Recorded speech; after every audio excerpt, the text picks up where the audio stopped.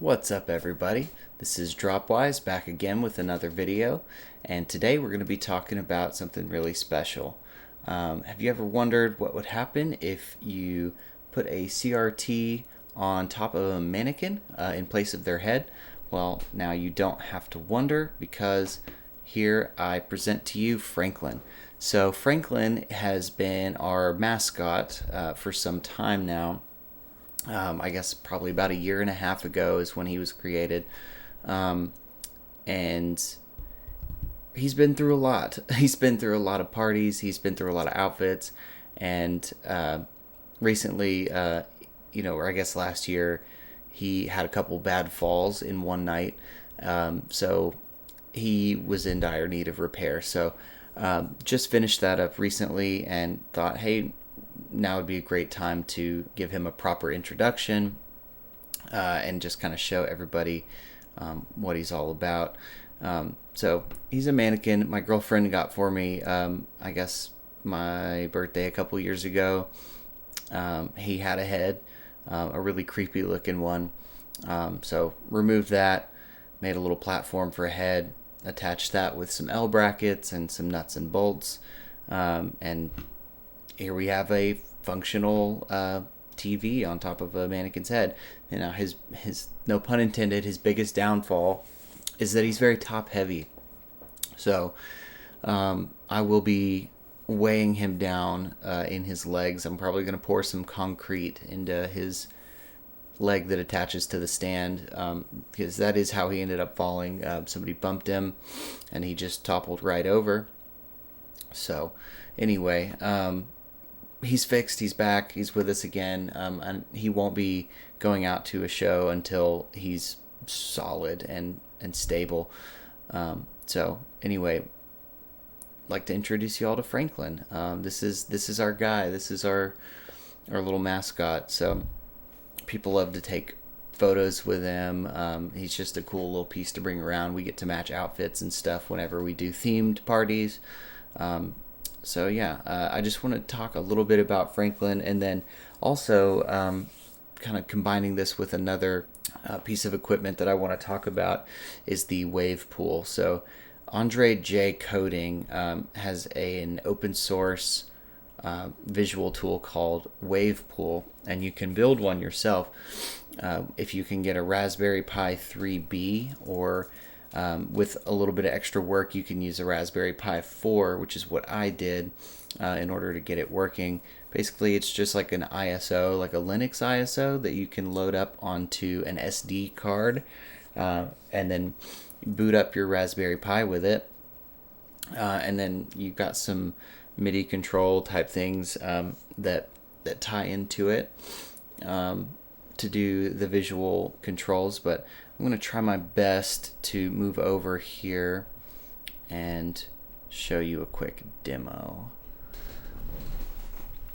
And I apologize in advance for the resolution not being the best. I'm kind of working with what I've got here, but I'll show you a quick demo.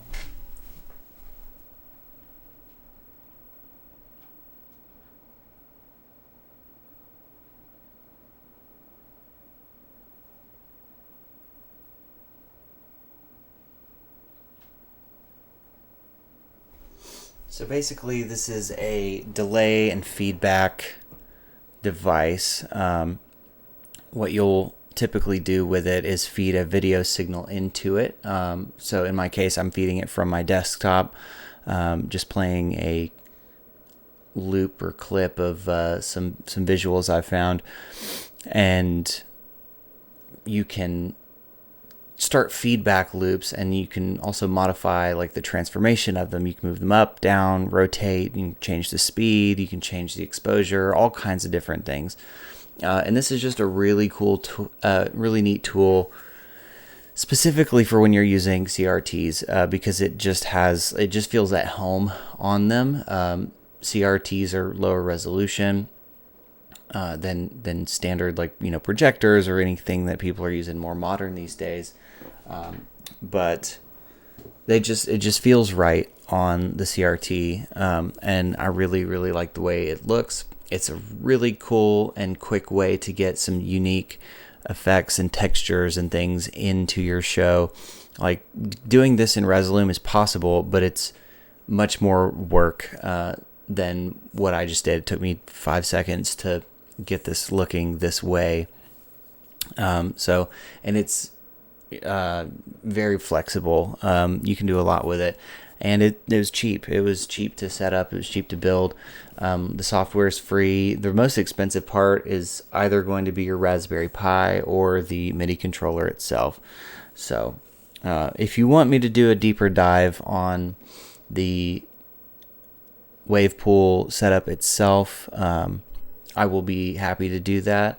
I find that sometimes when I do deeper dives on things, people are less responsive to it. So in this case today, I'm just going to be doing a showcase about Franklin and kind of giving him the spotlight.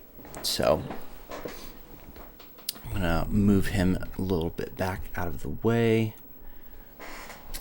All right. So while Franklin's over there thinking about things, I want to talk a little bit more about kind of his journey. So as far as the size, this is a 13-inch unit. This is the exact same unit that is making up the entirety of the CRT video wall.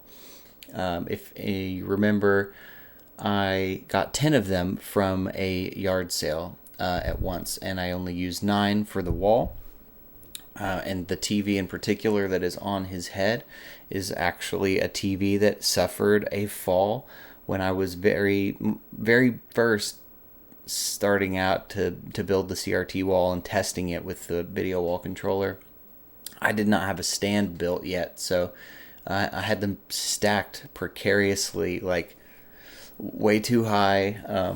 Just, you get into the excitement, the flow state of building a project out, and what that TV that you see fell from the third stack, hit my laptop, hit my phone, destroyed my phone, dented my laptop pretty good, damaged the screen a little bit. The TV's fine. It has a little dent on the corner of his plastic, but the TV's fine. My other things, not so much.